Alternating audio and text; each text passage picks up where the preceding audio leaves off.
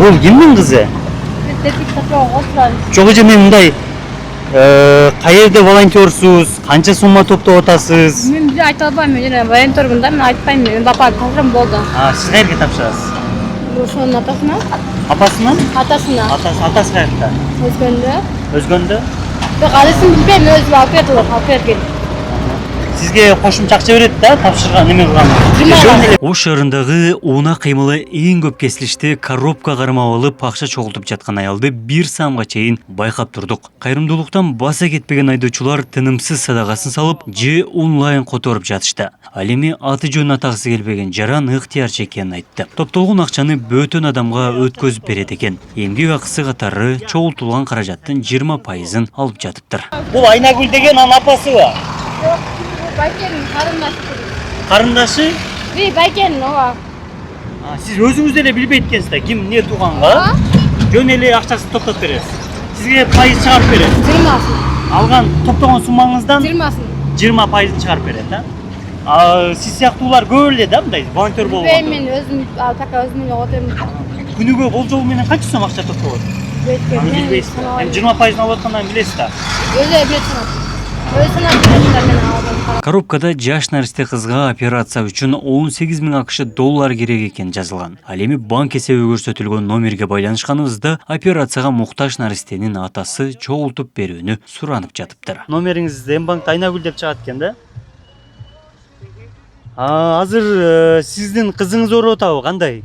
Кызыңыз операцияга муктажбы? Мен шакамын кызы, акаларыбыз. Да канча шаарда канча волонтерыңыз бар? Жок, бир эле кыз иштейт пока, эч ким жок. 18 000 топтолуш керек экен, 18 000 доллар, 24 000 доллар болчу. Адам кече марттын 6-сында операция болуп келди да. Анан азыр ошо экинчи операциясына 18 000 доллар жыйналыш керек. Ошого жардам жыйнап аткан. Азыр эме Элмурат ака өзү эмеде, Казакстанда. Кызы кече жакында Ташкентке кирип бир сире көрүнүп чыкты, көзүнөн неме баягыдай кан уюп калыптыр. Операция болуп келгенден кийин көп эме алып коюпчу, урунуп калды. Мына август айында операция болуш керек да. Операция каякта болот? Ташкентте.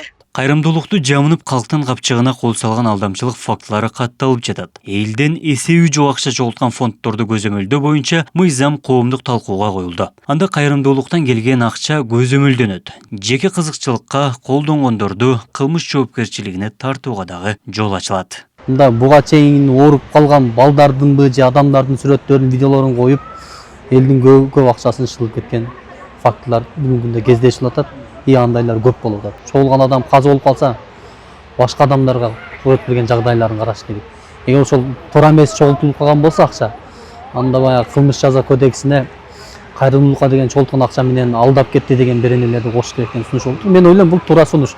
Себеби качанга чейин элдин жанагы ишенимине кирип, элдин аёосуна кирип, кайрымдуулукту жамын алып, элдин жонунан кайыш тиге бериш керек да.